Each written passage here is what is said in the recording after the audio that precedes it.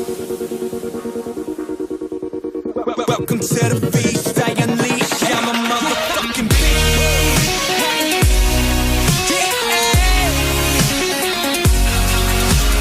beast.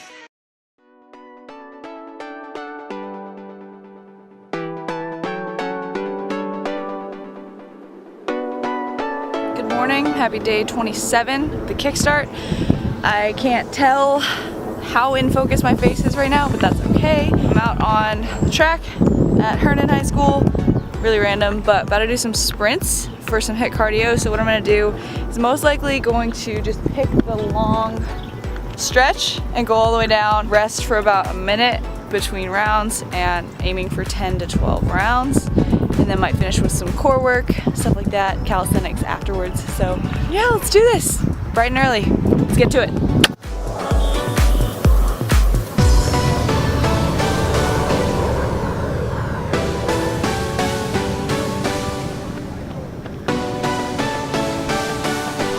We got Droney here. We got McBreezy. And I did 2 sprints and I'm already dead, so this is gonna be great.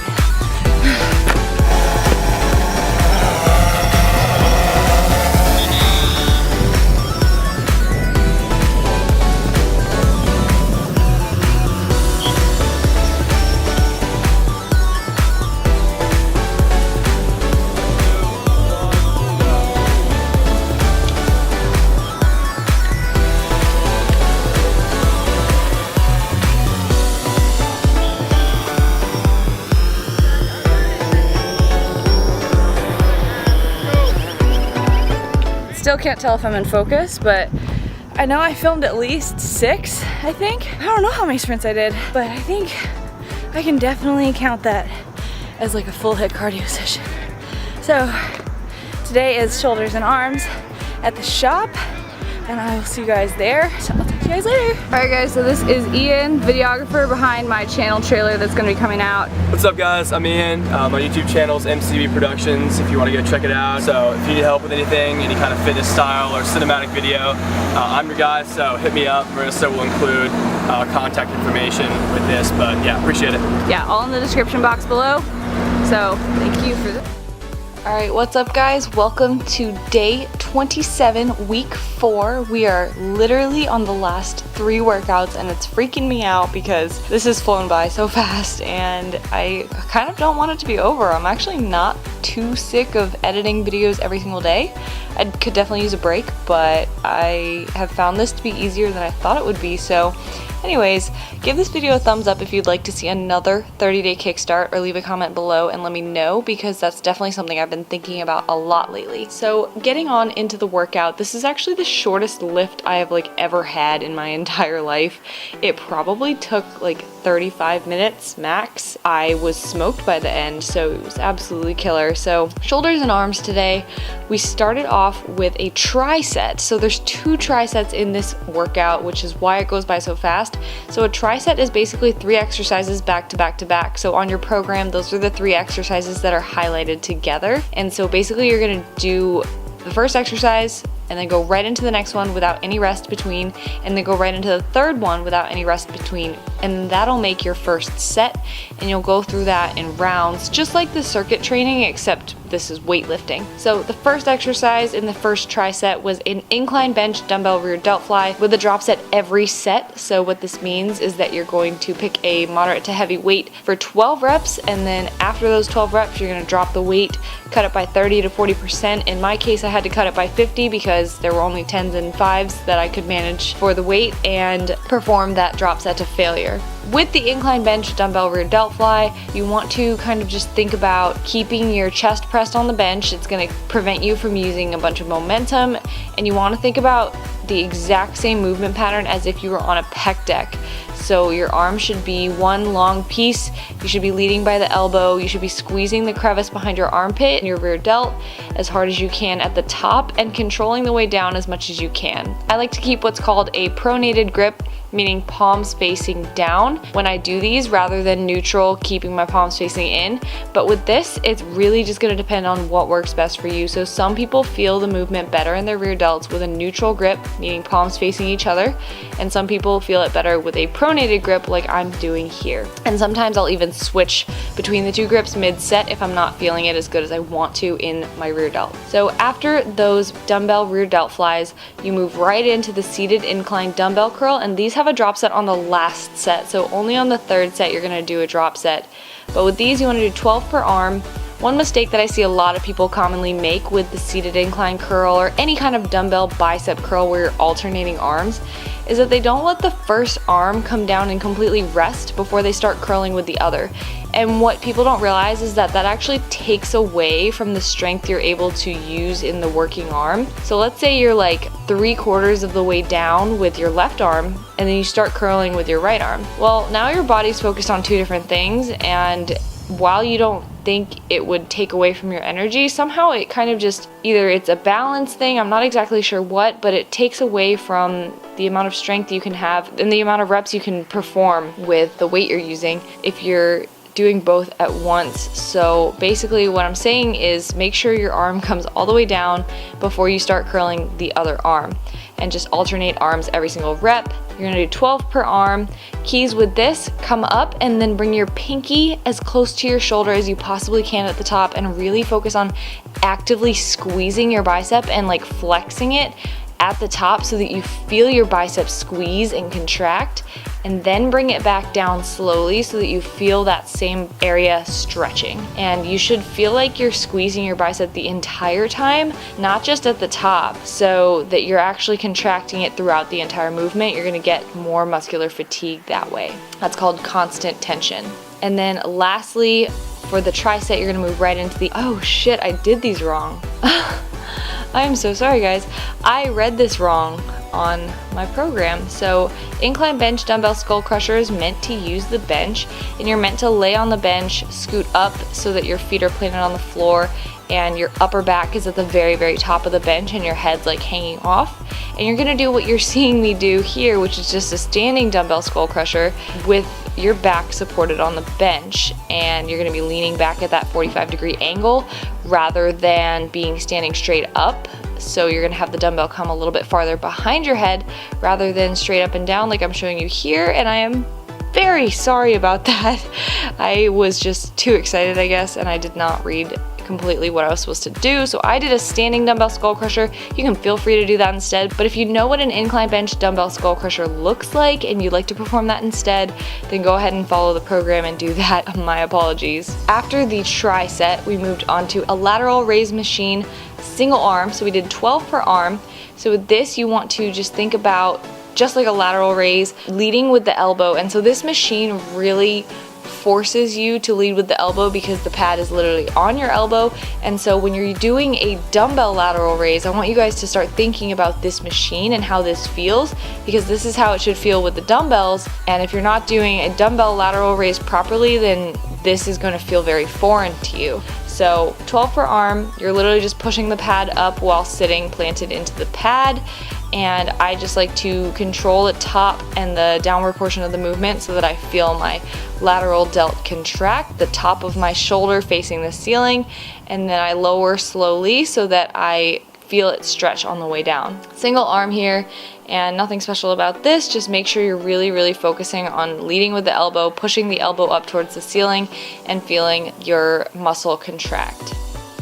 Next up, we moved on to the second and final tri-set. So this is really what makes the workout go by so fast, because basically by the time you're done with the third exercise in the tri-set, the first muscle group that was being worked, for example, in this tri-set, the first exercise is the barbell preacher curl, so you're working your biceps. By the time you finish the third exercise, your biceps are basically rested, so you can actually just go into the second tri-set after catching your breath for a little bit instead of waiting like a minute between sets, because your muscle has already had time to rest. So started off with the barbell preacher curl.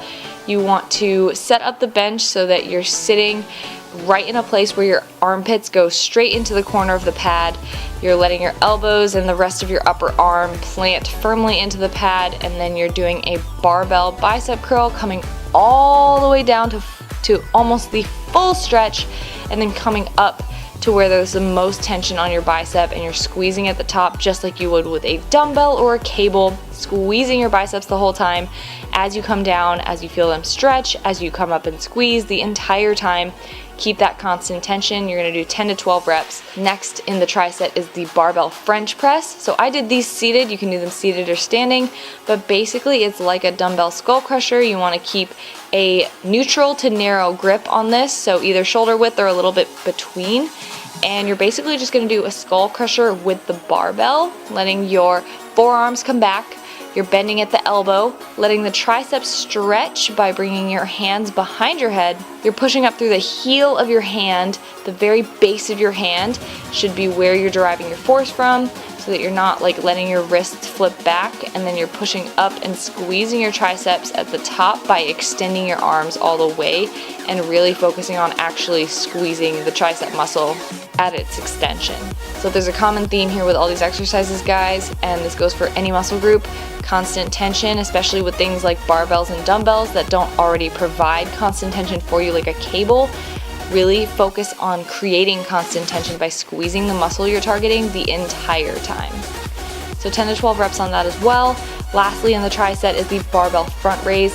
So with this, I'm taking a pronated grip, which means a grip that's facing the floor. You can do these underhand as well if you feel it more in your front delt that way. It's really up to you, but I'm doing a pronated grip today. And with this, you want to think about just like the plate front raise, lead with the elbows. So get the elbows up to your shoulder level and then lower the barbell as slowly as you possibly can. So with this, I tried to go pretty heavy actually, so I was using a little bit of body language, some momentum, but you could also just go lighter and really control the movement like you would with a lighter plate raise.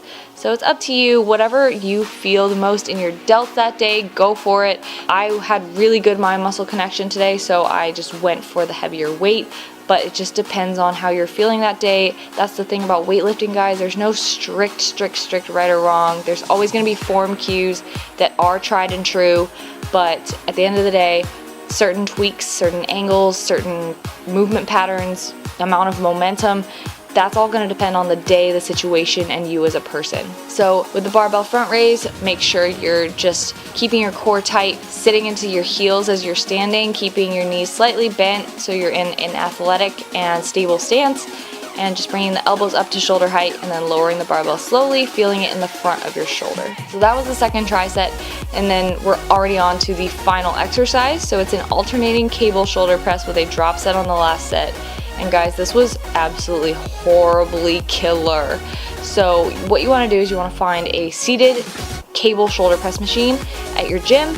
If your gym does not have this machine, then you can easily do this with dumbbells as well. So just know that dumbbell alternating shoulder press is an alternative to this if you don't have this machine. You're going to set up just like you would with any other shoulder press. Your shoulders are retracted, pushing your chest out as much as you can. Guys, set up on movements, any press, any seated movement, set up with good posture, keep your chest pushed all the way out, shoulders retracted as far back as you can.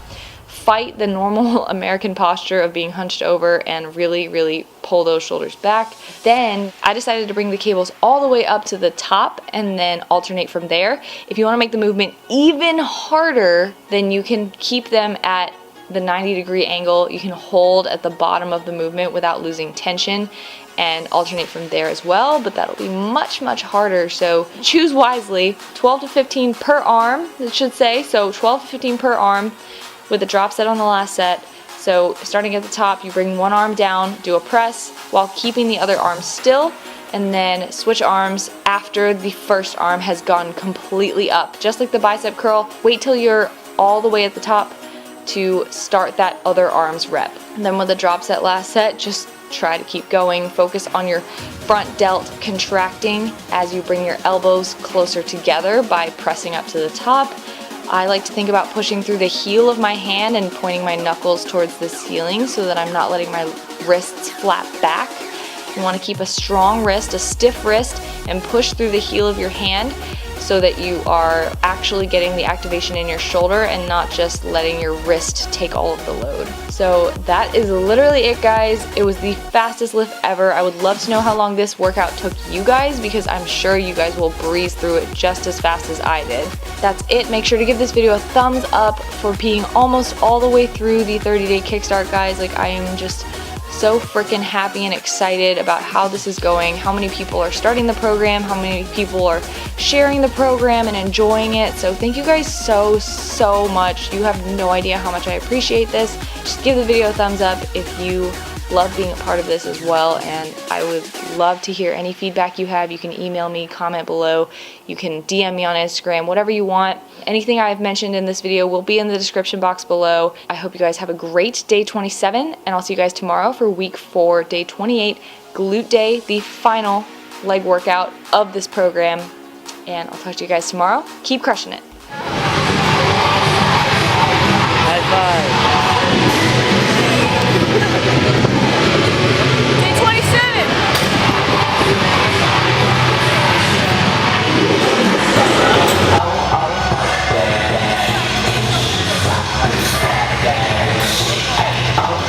This is Caitlin. She's doing the 30-day kickstart. What day are you on? She's on day 24. I'm so freaking cool to be real with you right now. So her Instagram is going to be on the screen. Give her a follow, show some support.